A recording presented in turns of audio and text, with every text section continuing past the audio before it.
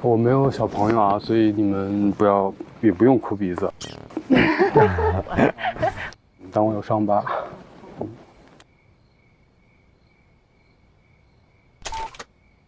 这张照片是2018年的最后一次日落。就我这时候是躺在这个医院的脊柱外科的病房里面，就等待这个几天以后的手术。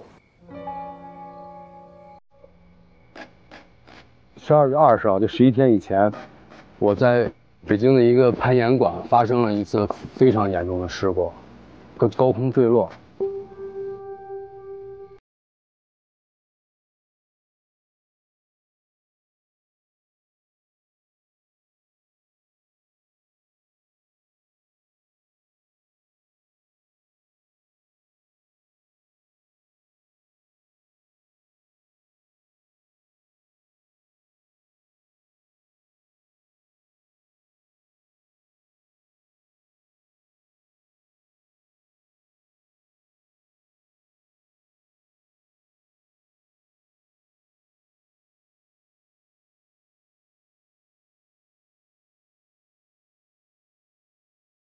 今天坐着是另外一个人，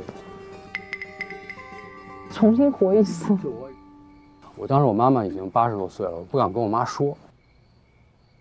然后出院，我去了我的朋友家住，他人在德国出差，就我一个人躺沙发上，从沙发到卫生间差不多5米的距离。我唯一能移动的方式是非常缓慢的把自己滚下沙发，带着2个护膝。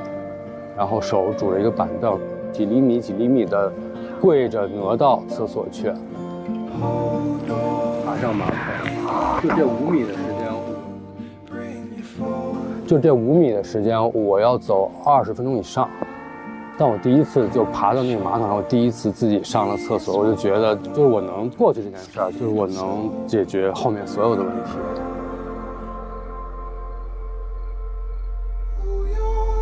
会有些心疼他。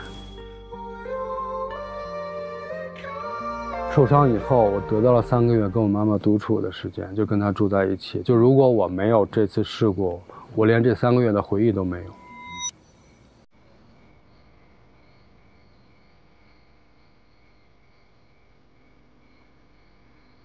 然后这件事儿过后，我妈妈就开始年迈、记忆力衰退，然后直到我妈妈离开。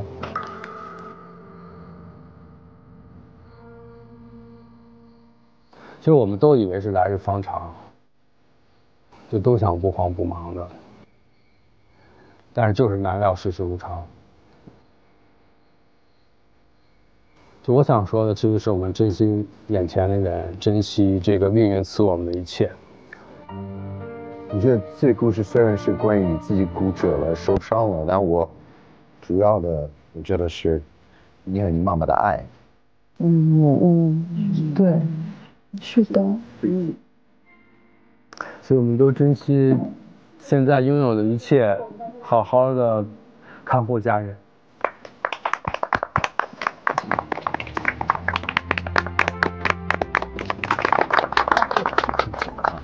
我来吧。戴帽子的那个。我知道。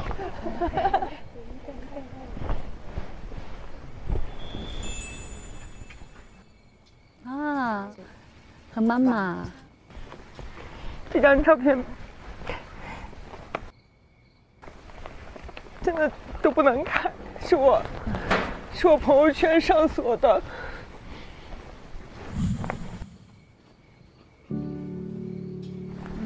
上面写着"加油，勇敢妈妈"，是我妈妈患癌症晚期的时候，当时我在北京还在上班，接到姐姐的电话，就说妈妈不行了，然后就立刻订机票回家。因为其实这张照片就会让我想想，因为当时签手术通知单的时候，我超级害怕，因为医生说了很多有可能醒不来的那些话。我不知道这张照片之后，我们以后还能不能见到。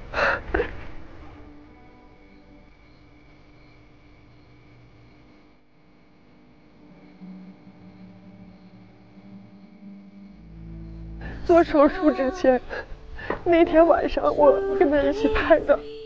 我说妈妈多好看呀！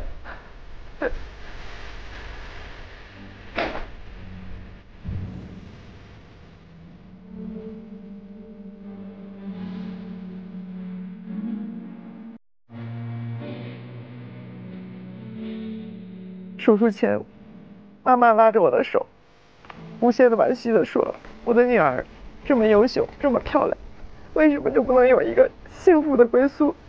别那么拼事业了，安顿下来。”她说的话也成了妈妈最后的牵挂，也是我此生无法为她圆满的遗憾。1年后，2014年，我爸爸也猝然离世，特别突然。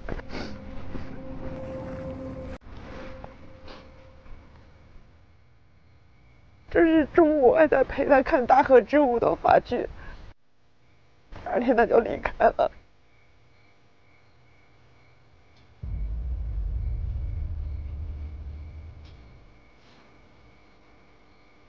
爸爸妈妈突然走了，根本就没有交代，就是永远的说了再见，没有机会再表达爱和心意。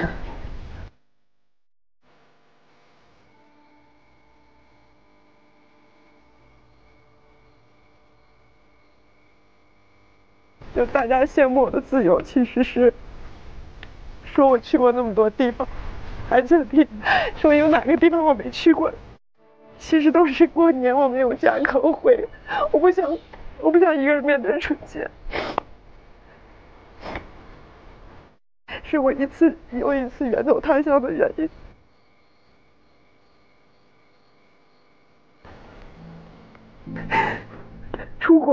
出国玩，其实是我自己对家的逃离。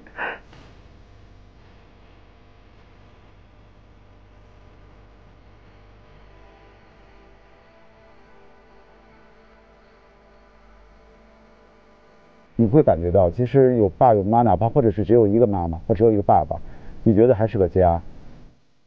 我的父母走了，我觉得我就是个孤儿。我其实都好羡慕你们，到了一定的年龄，爸爸妈妈还在。我妈妈在我29岁的时候就走了。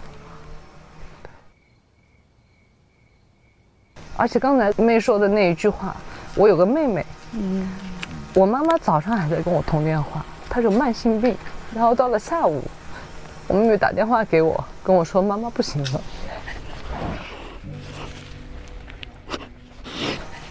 我就记得我在深圳，我开车去机场，堵车，后来我到了机场了，我在现场买票我跟我说没有了，然后我就说求求你给我最后一张，能不能给我一个票，因为我妈妈要不行了。后来旁边有一个旅客就把他的票让给了我，跟我说你去吧，我不走了。后来我买到了这张票，我就接到一个电话，我清楚的记得我妹妹在电话里面说的那一句：妈妈没有了，我们没有妈妈了。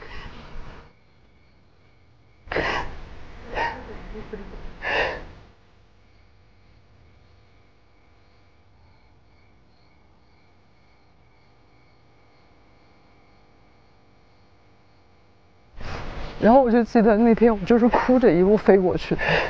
等我到的时候，我去的是太平间。他从那个冰冷的抽屉里面把我妈妈拉出来的时候，我觉得是个玩笑。就是那一年我29岁。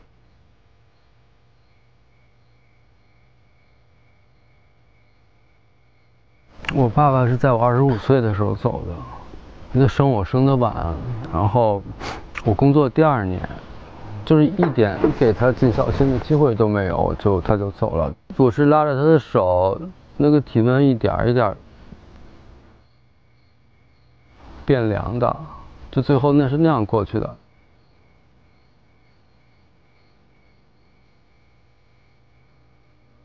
我也见过我爸爸从那个冰柜里拉出来的时候，给他套衣服那个样子。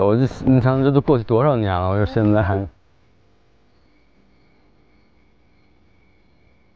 就是后来我再重新重建的时候，我就在想，如果他们在上天看到，他们希望看到的一定是我坚强的、乐观的、积极的活着。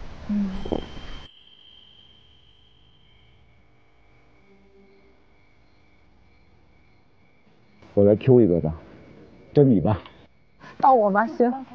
对，好。看一下。是小朋友。对。跟儿子同框的这张照片是千禧年的大年初一，那个时候我儿子才4岁半，然后那个时候的我跟现在其实很大不一样。00年我才25岁，对。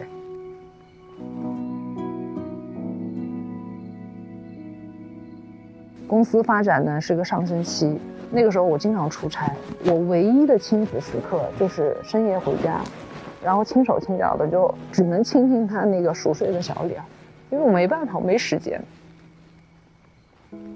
但是，我估计谁都想不到吧，这张照片拍完10个月以后，我就拎着一个29寸的行李箱和2个纸袋子，我就彻底离开了这个家。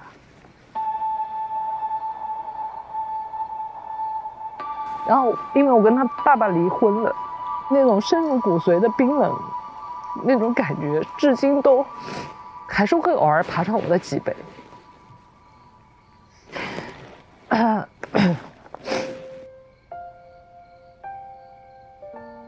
因为他提出来的，他要养孩子，所以呢，我就放弃了和前夫共同经营的公司的股份，就几乎是净身出户了。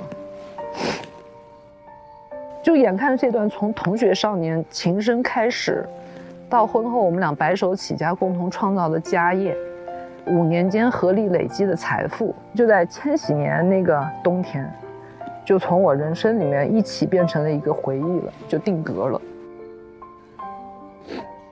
然后从民政局拿着离婚证走出来的时候，我心里面有一种尘埃落定的解脱感，但随之而来的其实是对未来生活的一种焦虑和紧张，因为我的妈妈有严重的慢性疾病，需要长期的治疗，然后我妹妹刚刚大学毕业，他们都很需要我的照顾，但是我已经是一个离异又失业的女青年了。我就觉得我那个时候其实根本没有时间去回望曾经拥有的这种优渥的生活，也没有精力去缅怀已经没有了的家和爱情。我唯一的目标就是站起来，立刻的要赚钱，我要把自己和家人的一切要支撑下去。其实我一直不敢，我也不能停止我的脚步，因为生活的这个担子从来没有从我的肩膀上挪开过，包括现在。但是呢，如果时间倒流，重新给我一次选择的机会，我想我还是会选择净身出户，因为我很清楚的知道，这是最大限度保护我年幼儿子的方式。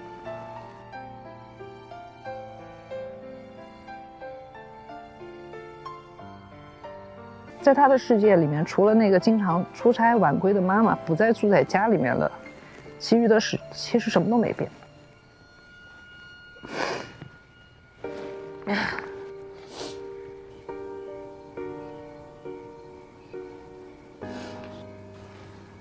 但是这一切呢，既然是我松开手放开那些资源和财富就可以换的，那我就放吧，勇敢一点。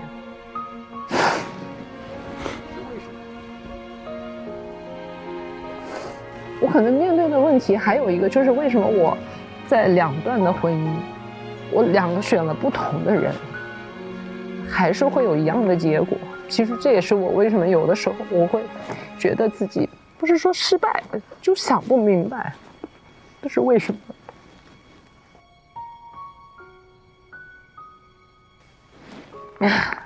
那没关系，一切都会越来越好的。对，所以我觉得一切都是最好的安排，真的。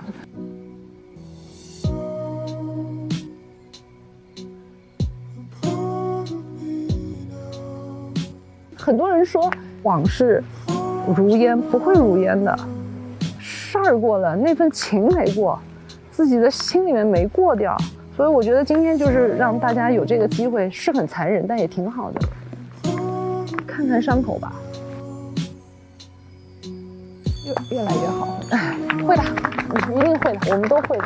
好，来，选择我吗？当然。今天我这个信封里面，我就是带同样的一个照片。哇！因为我念的时候就是要看着这个照片，这个照片是前几个月拍的。你们都知道我叫罗非，但是我另外一个身份是我的名字叫 Arthur Jones， 我的姓就是 Jones， 但是我们这个姓 Jones 是来自威尔士所以算是我们的祖籍。我小时候我父母都是老师，所以当时70、80年代这老师的工资不高，那我们从来没有出国。大概到10岁左右，我爸爸学习了开车，然后买了一个很破的，我还记得50英镑。买了一辆车，50英镑，所以我们每年都会从北英格兰开到威尔士，然后到了大概13岁，最后一次去，然后我们带我的爷爷，那个时候他70多岁，就到了第2年我爷爷走了，然后我们再没有去，但是最近2年左右，我们都发现我爸爸变了。一开始就是记忆力不太好，然后他变成很焦虑，他从来不是这样的，到最后去年的年底，他被诊断阿兹海默，记忆开始消失，对。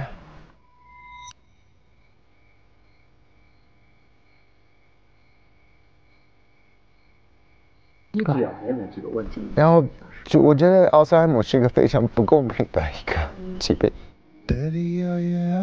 因为记忆嘛是我们的性格的很大的一部分，你没有记忆你怎么去沟通？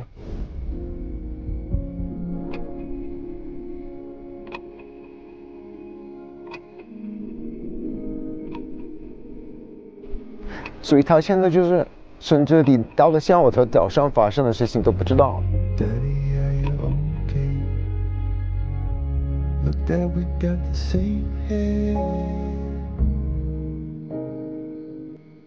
然后有时候我们可以跟他沟通，这不是你的错，这是一个普通的疾病。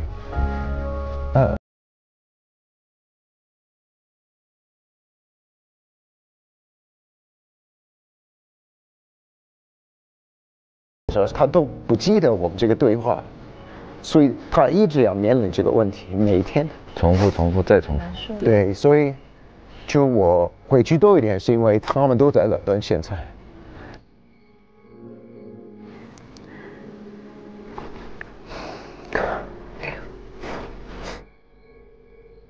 这一次我们去威尔士，然后发生了一个特别奇怪的事情。我们到了那里，我爸爸的记忆回来了。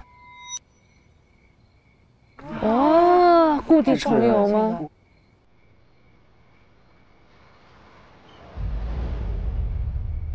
我爸爸说：“哦，我知道海滩在哪里，我带你过去吧。”我开车，他可以走导航，前面左转，不是看地图，他都记得。哦，那里有个非常好的咖啡厅，他都知道的。我就到了3点，我是特别开心。你看我爸爸那么开心。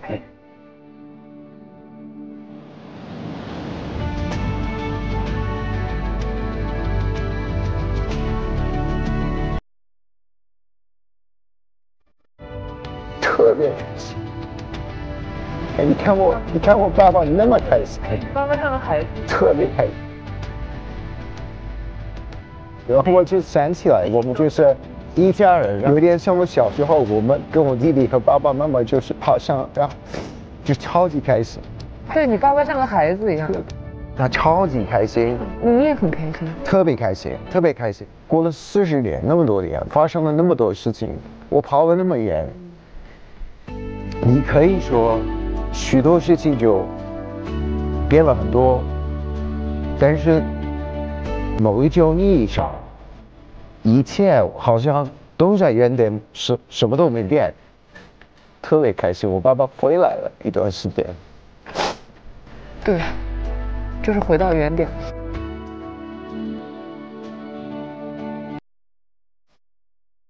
好了，好棒！我没想到我会进来。不用太什么嘛。苏菲，哎，你跟我们俩人说过，你是唯一的一个外国人。你其实刚来的时候会有一种孤独感。我觉得我要跟你说一句话，你是一个外国人，但你不是外人，你是自己人。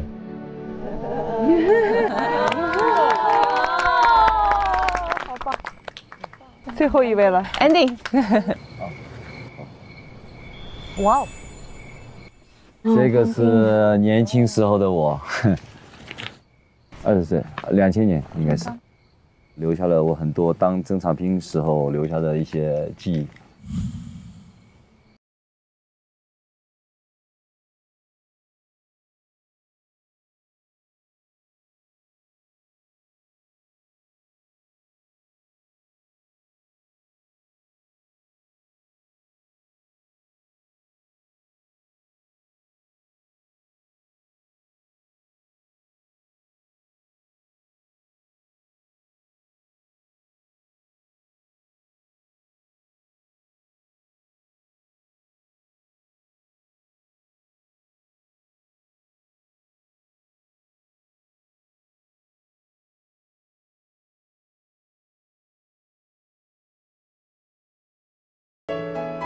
年少的我。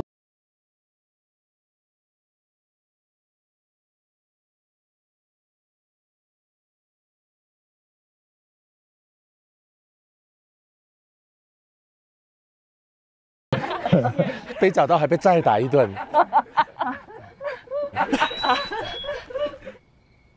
直到2年前，我父亲呢生了一场重病，让我措手不及。因为作为独子那一刻，一些重大事情没有人商量的时候，那种无奈。但是我很快就打起精神，必须站出来，成为家中的一个顶梁柱。父亲从诊断到给他安找最好的医生团队，我从头陪到尾，身上的他打了6个孔，然后每天还要给他端屎端尿，还要给他换那6个孔流出来的那种手术后的那些血。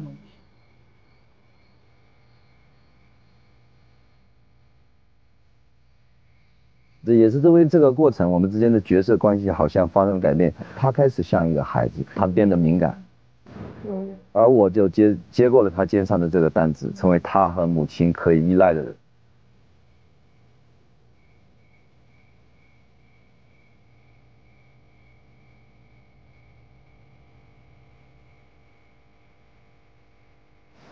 这个经历其实让我更加的成熟，也更加珍惜跟家人一起的点点滴滴的这些时光。我真正感受到父母在慢慢变老。我们彼此能陪伴的时间，其实真的是屈指可数，越来越少。所以我们现在非常珍惜跟他在一起的每一刻，哪怕今天回家就是跟他吃一个饭，然后我觉得这一刻才是最幸福的。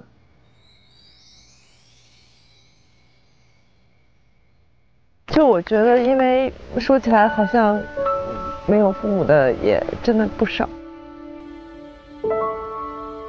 如果有可能，我们这是一个暂时的家，我们也是更好的家人。我觉得很难得有这样一个机会。